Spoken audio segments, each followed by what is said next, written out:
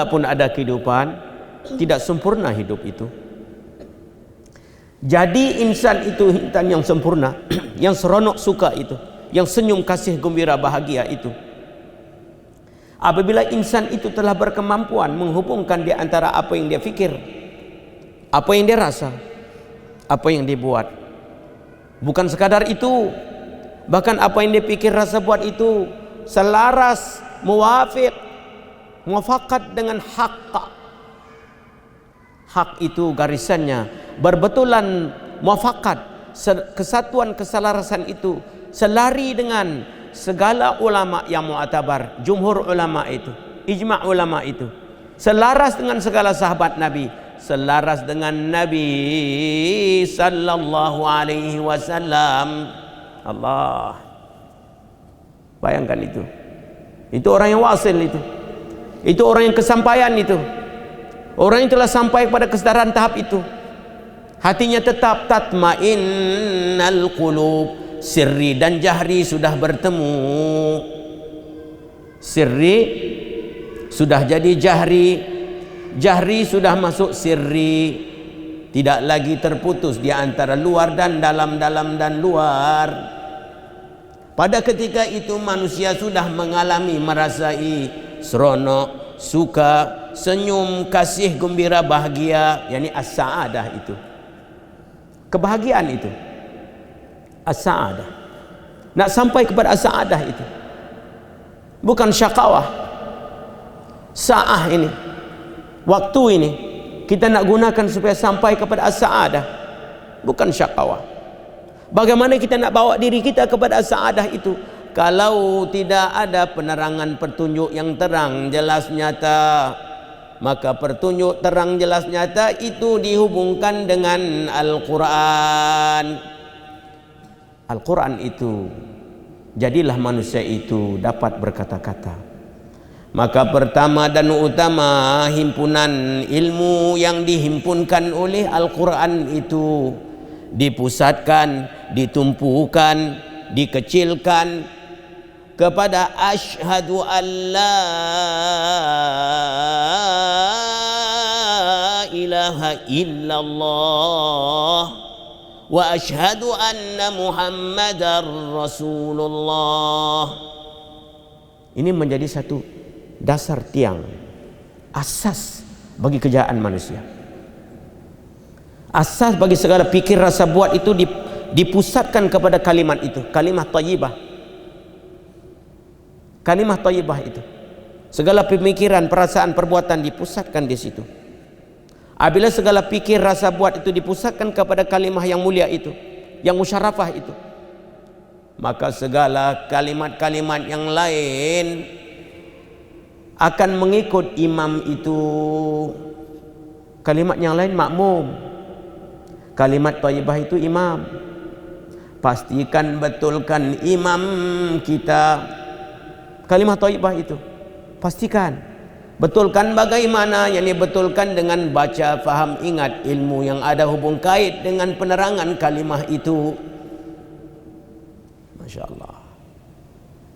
Sebab itu awal-awal yang kita belajar itu, yang dihubung kait dengan kalimah itu, sentiasa berhubung, tidak boleh terkeluar. Kita akan ulang-ulang perkara ini sampai kita mengalami, merasai, sampai tidak berbunyi lagi suara di dalam itu. Alamak, benda yang sama diulangkan lagi lah.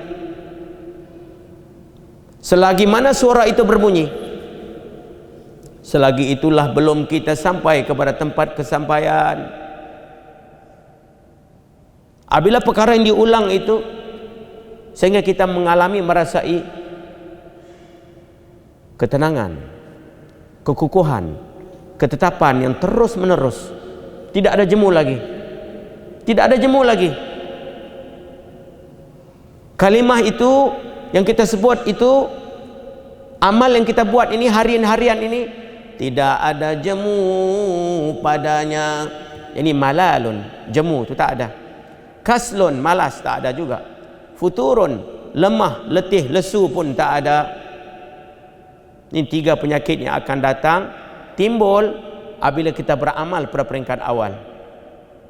Dalam bidang amaliyah ini, pada peringkat awal bila kita beramal, maka akan timbul 3 sudut itu. Malalun, jemu. Ya jemulah, sebab berulang-ulang kita buat selalu benda yang sama. Jemulah. Kaslun, malas. Futurun, futurun itu letih, lemah, lesu, tak bersemangat.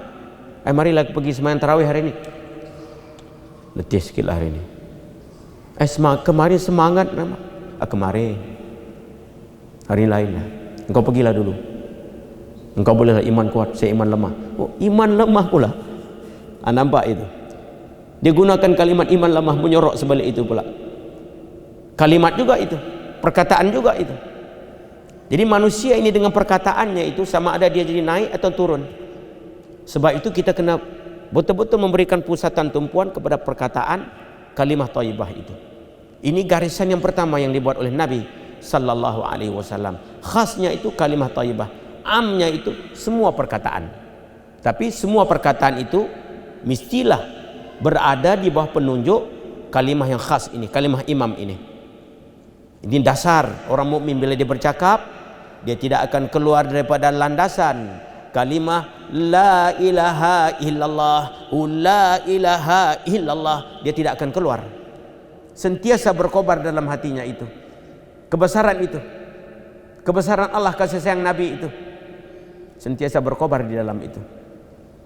Sentiasa menjadi nafasnya, sehingga menjadi pandangannya. Setiap kelipan matanya itu, setiap nafasnya yang naik turun itu, sentiasa kelipan matanya, pandangan itu, nafasnya yang naik turun itu, pengetahuan yang dia tahu, yang dia baca, faham, ingat itu mencakupi semuanya tentang ilmu Allah. Kelipan mata, pandangannya itu, pernapasannya naik turun itu, dan pengetahuan yang didedahkan kepada dirinya itu, akalnya, pikirannya, pengetahuan itu yang bahrul mughdiq itu, semuanya dihubung kait dengan ilmu Allah. Ini dalam arti kata la ilaha illallah Muhammad Rasulullah fi kulli lamhah, pada tiap-tiap lamhah, kelipan itu, kelipan mata itu, wa nafasin, dan pada nafas itu yang naik turun itu, ilmullah, semuanya itu di dalam ilmu Allahu Jalla Jalaluh. Bagaimana kita dapat terang jelas nyata tentang ilmu Allah itu? Terang jelas nyata tentang ilmu Allah itu dengan kita berhubung dengan anbiya, aulia, siddiqin, syuhada, wasalihin. Maka semua itu di bawah pangkuan Muhammadur Rasulullah. Maka Muhammad Rasulullah ini bahagian yang nampak. Kalau la ilaha illallah ini yang tak nampak. Betapa dapat kita faham yang tak nampak kalau tidak ada yang nampak? Maka dengan rahmat Allahu Jalla Jalaluh dijadikan yang nampak. Apakah yang pertama dan utama dinampakkan itu? Nurun Nabi, cahaya Nabi itu. Itu yang pertama dan utama. Diciptakan nabinya, dibangkitkan nabi akhir zaman itu. Pada awalnya Nabi Allah Adam alaihissalam, dan diakhiri dengan Muhammad sallallahu alaihi wasallam. Maka bila zahirnya Nabi sallallahu alaihi wasallam, zahirnya Al-Quran itu, zahirnya suasana Ramadan itu, Quran itu Ramadan, Ramadan itu bulan ibadah. Di bulan kita menyaksikan hamba itu hamba. Di mana saja kita pergi, kita lihat saja muka orang itu, sudah teringat dia ini ada hubungan dengan amal Allahu Jalla Jalaluh. Amal Allahu Jalla Jalaluh ada berhubung dengan amal Nabi sallallahu alaihi wasallam. Hanya sebulan saja. Kita pergilah dimanapun, tengok mukanya saja sudah pucat. Kita pun lihat muka kita dalam cermin pucat juga. Bila tengok muka pucat, sekarang sudah 15, 16, 17 beberapa hari sekarang, sudah hampir habis Ramadan itu. Tengok diri kita dalam cermin, sudah tinggal tulang lah. Ya, sudah banyak kilo hilang lah. Ya, macam pergi kedai gunting rambut pula, dia sudah shape rambutnya lah. Ya, Ramadan ni bulan shape lah. Bila kita tengok jasad kita itu, badan kita sudah berubah, maka terfikir kita, Allah, tenaga pun sudah kurang pada zahirnya.